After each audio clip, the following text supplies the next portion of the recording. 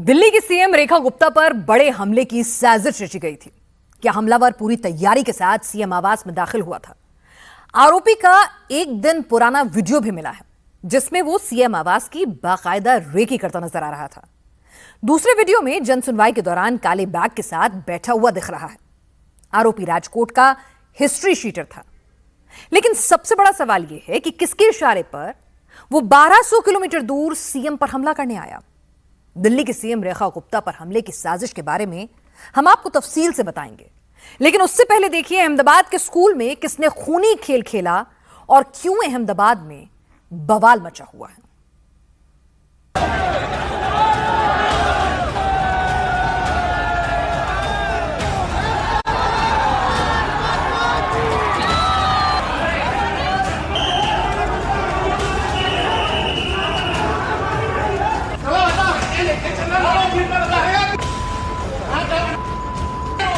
तीस मिनट तक बॉडी बाहर पड़ी रही है और 30 मिनट तक उसको कोई उठाया नहीं है, कोई एम्बुलेंस नहीं आई है, और यहाँ की जो सिक्योरिटी गार्ड है वो भी बदमाश है।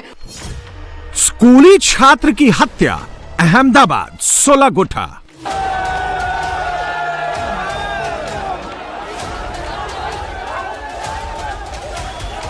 बच्चे ने कड़े पहन के आए, उसको कड़ा निकलवा दे रहे हैं, और तुम्हारे यहाँ बच्चे चक्कू लेके आ रहे हैं, उसको आप नहीं देख रहे। स्कूल में खूनी खंजर, अहमदाबाद में बवाल भयंकर।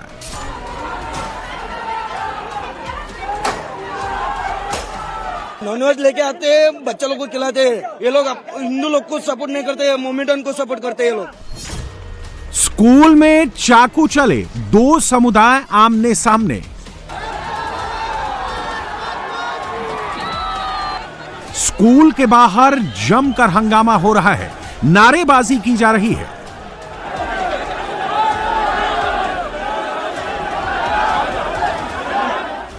आक्रोशित भीड़ स्कूल के अंदर घुस गई है। आक्रोशित महिला पत्थर मारकर स्कूल का विंडो तोड़ रही है। गुस्सा इतना है कि पुलिस फोर्स की मौजूदगी में तोड़फोड़ की जा रही है।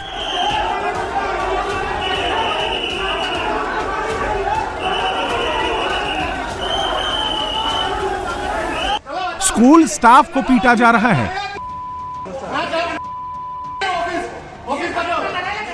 मेरा लड़का मारे जो अंदर है, तुम क्या कर रहे हो यहाँ पे? प्रिंसिपल कहाँ है? किधर है उसका ऑफिस? चलो बताओ, लेके चलो ऑफिस पे बताओ। पुलिस भीड़ को हटा रही है, लेकिन कोई मानने को तैयार नहीं है।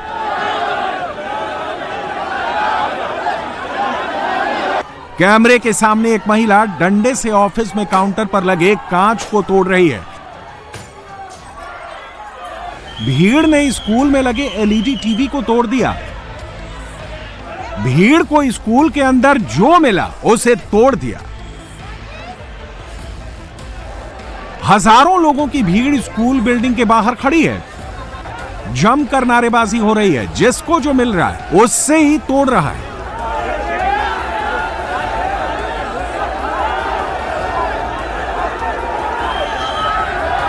कुछ लोग दीवारों पर चढ़े हैं। भीड़ ने पूरी होर्डिंग को गिरा दिया है।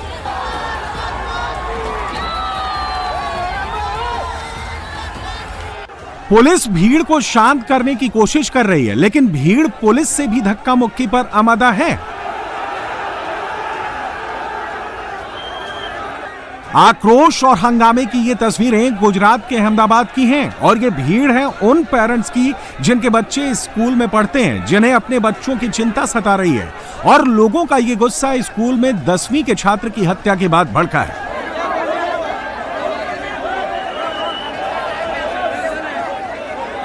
अहमदाबाद का 7 डे एडवेंटिस्ट स्कूल एक बार फिर विवादों में है।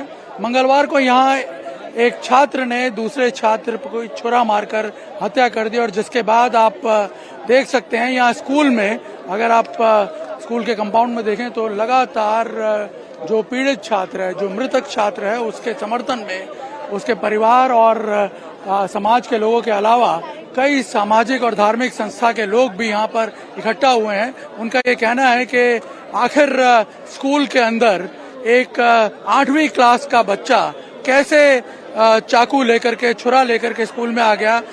और आपको बता दें कि चौंकाने वाली बात यह है कि जो मृतक छात्र है वो हिंदू है और जिसने हमला किया वो छात्र मुस्लिम है और इस वजह से मामले ने एक धार्मिक रूप भी यहाँ पे ले लिया है।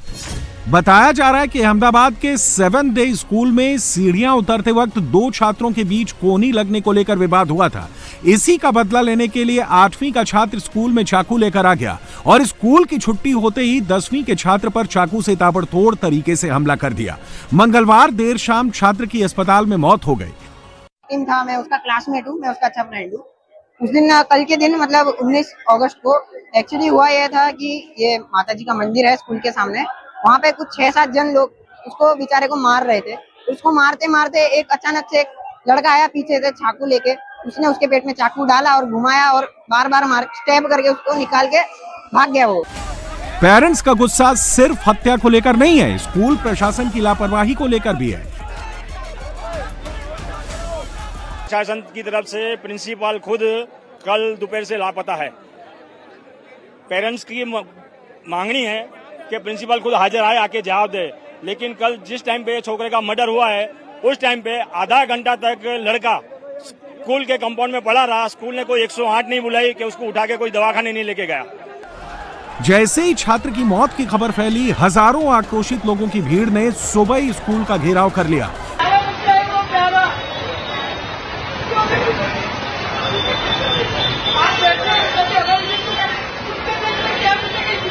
उसके बाप पे क्या बीतेगा, उसकी माँ पे क्या बीतेगी। लड़का होता है ना, आपको फील होता था, आपको अभी नहीं होगा। आपका बच्चा होता है। दिल्ली के मुख्यमंत्री पर हमला, अटैक प्लान किसका?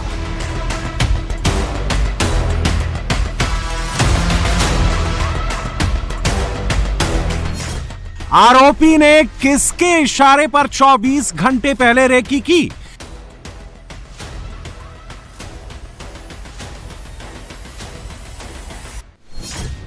सीएम सुन रही थी समस्या, हमलावर कैसे करीब पहुंचा?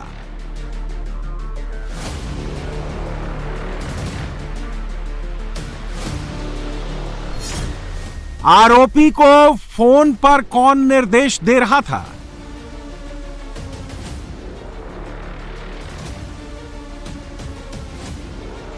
दिल्ली की मुख्यमंत्री रेखा गुप्ता पर अचानक जानलेवा हमला नहीं हुआ, बल्कि सुनियोजित तरीके से फुल प्रूफ प्लानिंग की गई।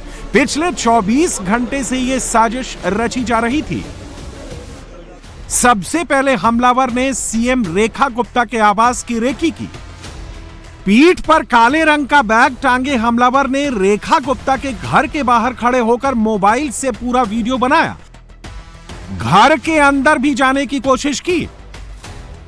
पुलिस द्वारा कौन व्यक्ति था, क्या उसके दिमाग में था, क्या उसकी साजिश थी, मगर अभी जो पता लगा है कि वो व्यक्ति पीछे 24 घंटे से रेकी कर रहा था कि वो कैसे मुख्यमंत्री से मिले। वो उनके घर में शालीमार बाग तक भी पूरा वहाँ पे उसने रेकी किया कल, और वो आसपास ही कहीं पर इसी सिविल लाइंस के क्षेत्र में रात उसने गुजारी थी। और आज सुबह जब वो आया तो उसके हाथ में कोई कागज पत्र नहीं था, कोई ऐसा मुद्दा नहीं था, और उसने सीधा ही मिलते ही और हमला कर दिया। तो हमले में मुख्यमंत्री जी को चोट आई है। सीएम रेखा गुप्ता पर हमले के लिए हमलावर गुजरात के राजकोट से 1200 किलोमीटर का सफर करके दिल्ली आया। दिल्ली के पॉश सिविल लाइन्स इलाके में रात गुजारी और जानलेवा अटैक की साजिश रची। सीएम बनने के बाद रेखा गुप्ता ने पब्लिक से डायरेक्ट कनेक्शन बनाया। हर रोज अपने आवास पर जन सुनवाई का सिलसिला शुरू किया। रेखा गुप्ता आज भी सुबह 7 बजे जन सुनवाई के लिए बाहर निकली, लेकिन आज रेखा गुप्ता के साथ वो हुआ जिसने पूरे देश को सन्न कर दिया।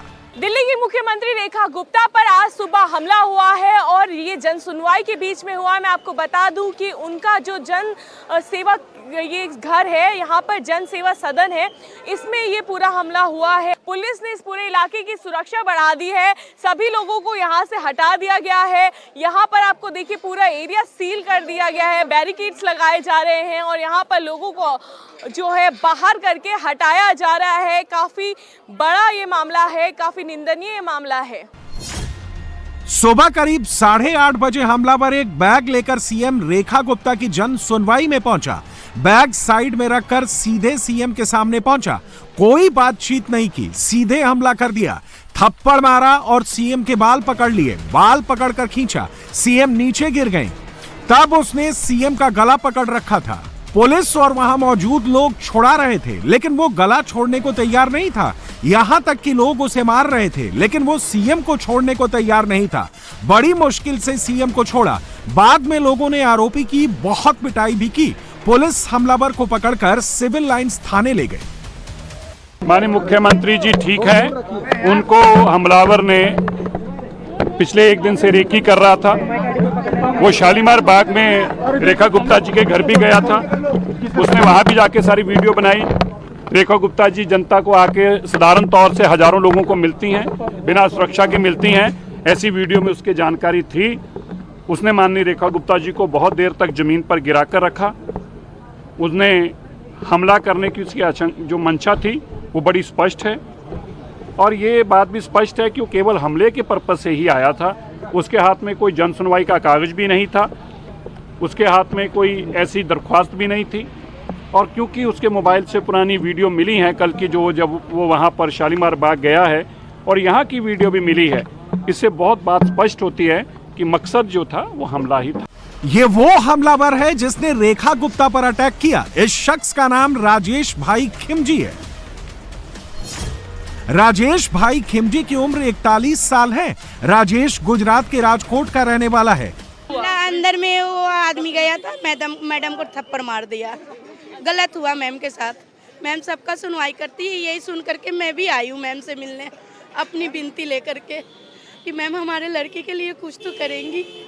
लेकिन अभी फिर क्या हुआ? रोज सुनवाई होती थी, आज क्या हुआ? किस तरह से हमला किया? बैग हमला हुआ, अंदर में हंगामा हो गया, वो आदमी को पकड़ के बाहर लाया गया।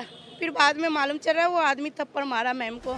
हमलावर का आधार कार्ड भी सामने आ चुका है, जिस पर उसका पूरा एड्रेस लिखा हुआ है। राजेश खिमजी राजकोट के गोकुल पार्ट 2 कोठारिया रोड का रहने वाला है।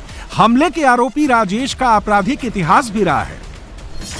गुजरात के राजकोट का रहने वाला राजेश खिमजी भाई सकारिया एक हिस्ट्री शीटर है।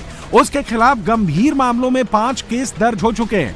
4 मुकदमों में उसे राहत मिल चुकी है, जबकि एक केस अभी भी चल रहा है। लेकिन सबसे बड़ा सवाल है कि राजेश खिमजी ने राजकोट से दिल्ली आकर सीएम रेखा पर क्यों अटैक किया? रेखा गुप्ता पर हुआ हमला राजनीतिक साजिश है या सुनियोजित साजिश?